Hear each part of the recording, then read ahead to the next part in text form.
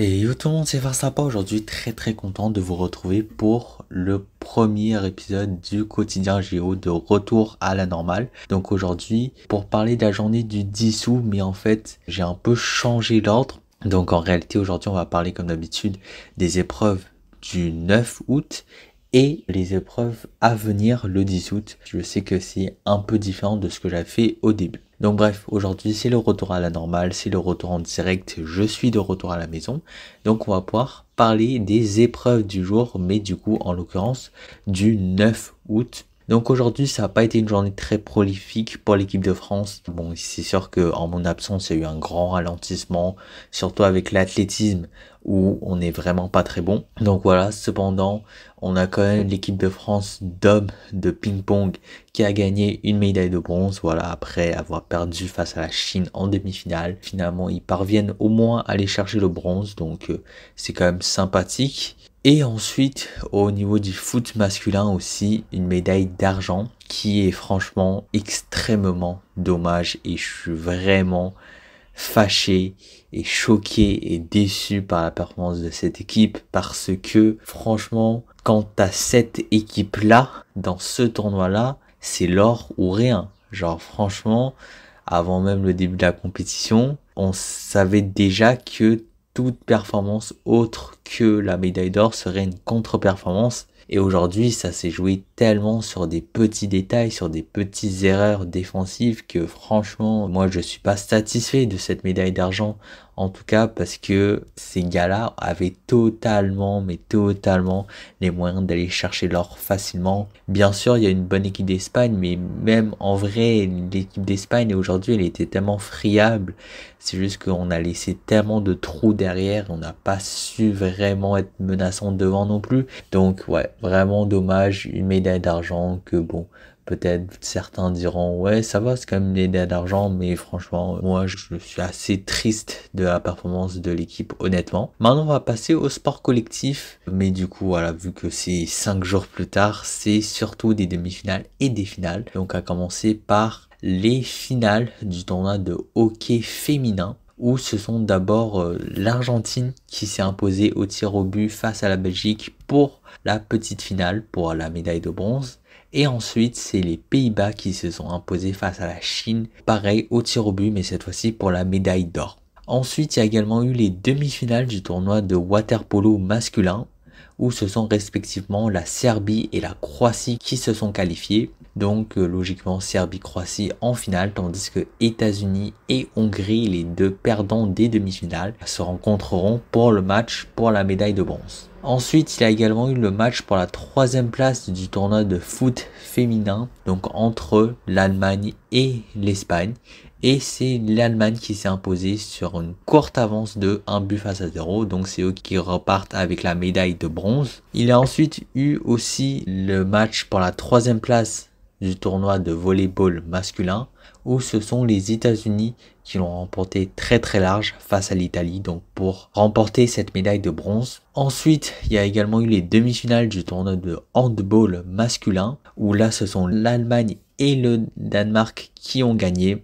Donc voilà, Allemagne-Danemark en finale, tandis que les deux perdants des demi-finales, l'Espagne et la Slovénie, se rencontreront pour un match pour la troisième place. Ensuite, demi-finale également du tournoi de basket féminin, où ce sont les États-Unis et la France qui ont gagné leurs demi-finales respectives, donc qui se rencontreront lors d'un ultime choc pour la médaille d'or, tandis que la Belgique et l'Australie, les deux perdants de ces demi, iront essayer de chercher la troisième place. Pour finir, on a également eu la fin du tournoi de beach volley féminin, donc les deux finales en fait, avec la Suisse qui remporte la médaille de bronze, tandis que le Brésil remporte la médaille d'or en battant le Canada, médaillé d'argent. Voilà, c'est tout pour les épreuves d'aujourd'hui. On va pouvoir passer au point sur les médailles.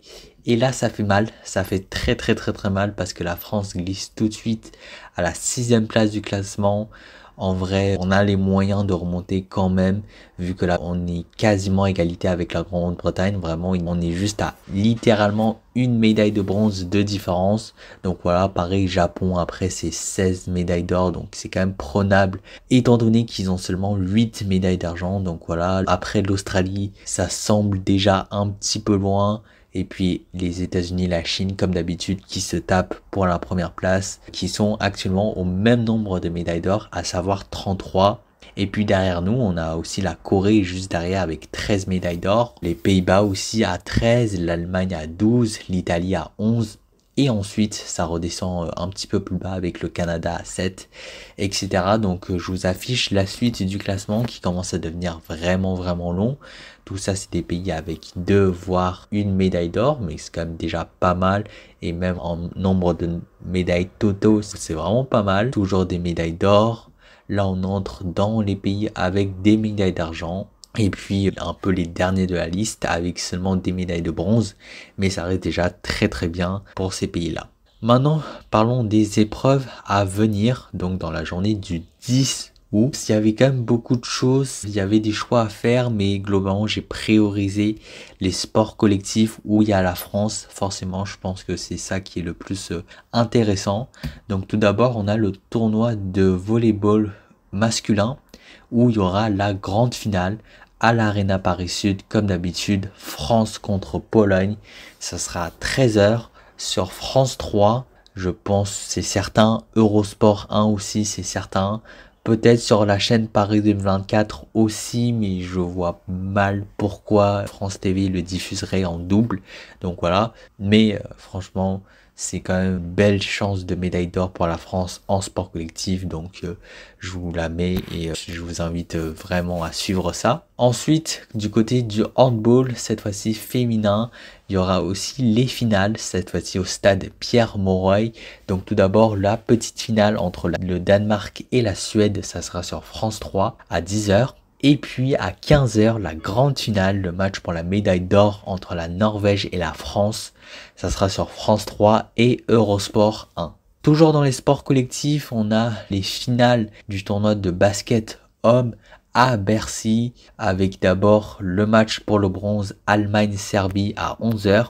Puis le match pour la médaille d'or, la grande finale France-États-Unis, un choc de malade à 21h30. Et les deux, ça sera à suivre sur France 3 et Eurosport 1. Maintenant, alors bon, ça, en vrai, c'est pas une épreuve si excitante que ça, mais bon, vu que je vous l'ai jamais mis encore dans ces vidéos-là et que le but de ces vidéos-là, c'est un peu de vous montrer toute la diversité qu'il y a dans les JO, je vous le mets quand même, c'est le pentathlon moderne dans la catégorie d'épreuves individuelles hommes. Techniquement, j'ai mis finale, mais en soi, c'est 5 épreuves différentes, vu que c'est le pentathlon. Donc voilà, mais c'est quand même aujourd'hui que au bout de ces épreuves-là, il y aura les médailles. Donc ça se passera au château de Versailles, avec d'abord le saut d'obstacle à 17h30, le rond de bonus d'escrime à 18h10, le 200 mètres nage libre à 18h40, et on termine sur le laser run à 19h10 et c'est à la fin de tout ça que les champions seront déterminés. Ça sera à suivre sur Eurosport 2, ça c'est sûr.